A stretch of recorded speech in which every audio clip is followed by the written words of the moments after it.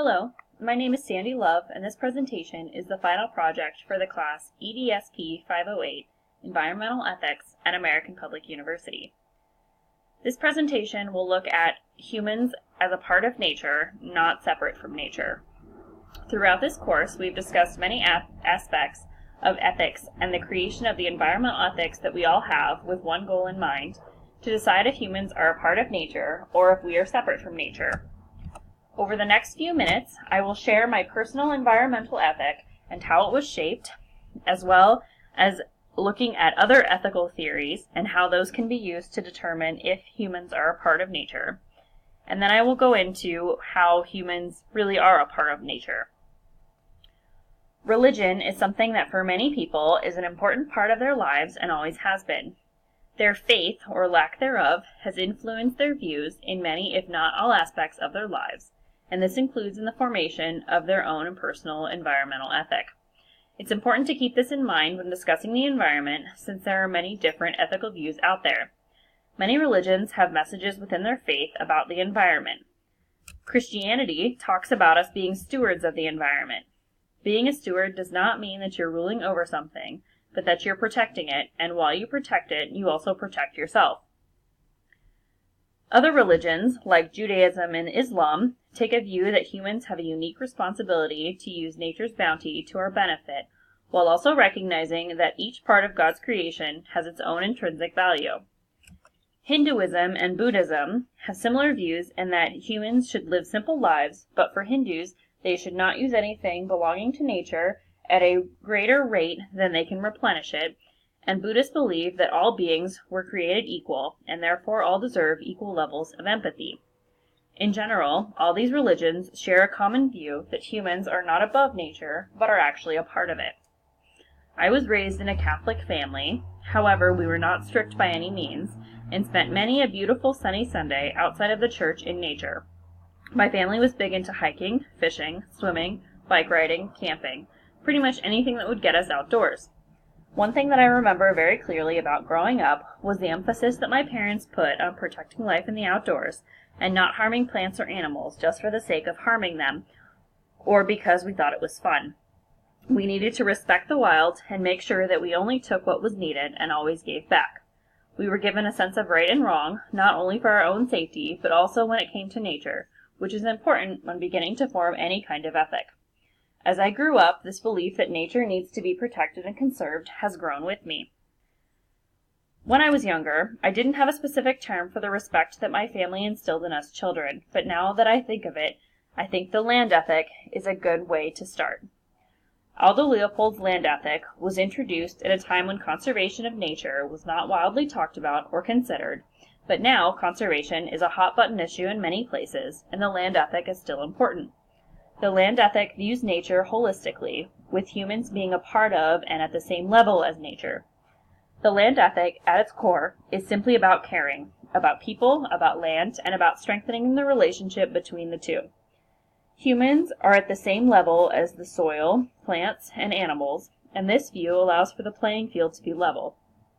Humans and any other organisms are allowed to utilize resources for the good of the community. The relationship between land and people is complex, and it's only getting more complex as the years go by and technology grows. But this relationship also shows that humans are a part of nature.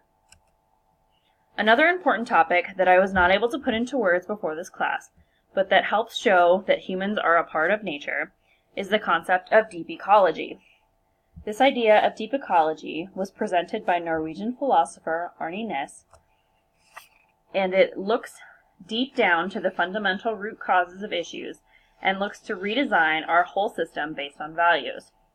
Deep ecology is the environmental philosophy and social movement based in the belief that humans must radically change their relationship to nature from one that values nature solely for its usefulness to human beings to one that recognizes that nature has inherent value. I feel safe to say that everyone listening to this presentation is familiar with Garrett Hardin's tragedy of the commons. Over the years, and many different classes in which I have read and discussed this theory, I have never seen that it is not a prime example of how humans are a part of nature, even though at times we try to dominate rather than conserve. Consider fisheries around the world. Alaska has some of the best regulated fisheries in the country, if not the world. Fishermen in Alaska work with government regulators and monitors to set catch limits for different species, as well as to determine when fisheries can open to commercial fishing. Some seasons the fisheries will have high limits in early opening, and other times the limits will be low and the fishery may close early or be shut down for the season altogether. In these lean years, the fishermen are happy to complain about the government regulations. Why do fishermen and regulators work together if there is hostility when things are rough? The fishermen know that if there was not a regulation and people could just fish however they chose, then the resource would be depleted at a much faster rate and may not be able to recover. Different companies would want to get a boat in the water and then maybe another one on the sly, and before you know it, the fish would be gone. This same idea can be applied to many other habitats and resources, such as livestock and land for agriculture.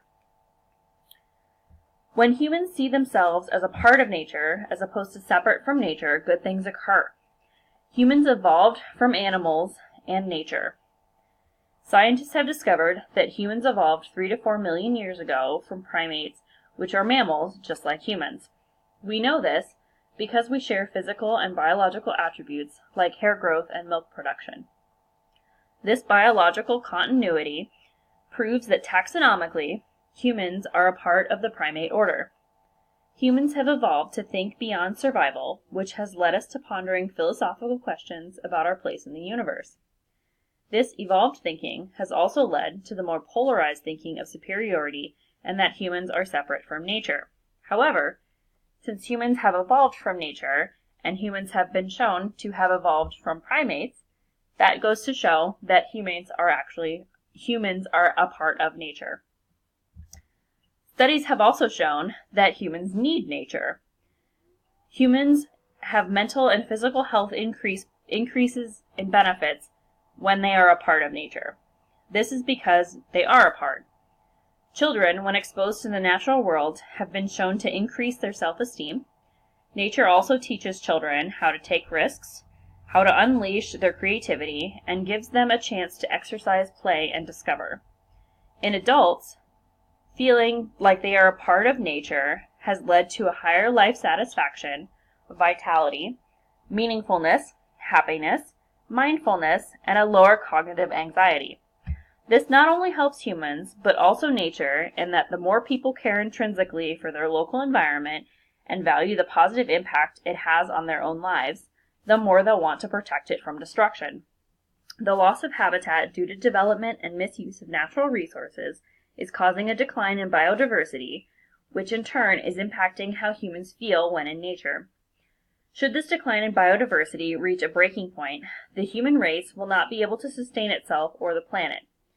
Human lives being tied to natural resources is one more example of humans being a part of nature. If we're not a part of nature, then when the declines within the natural world due to climate change and human impacts would not affect humans at all. We'd simply continue to live on as we have been. In conclusion, humans are a part of nature because we love and we need nature. We also have evolved from nature.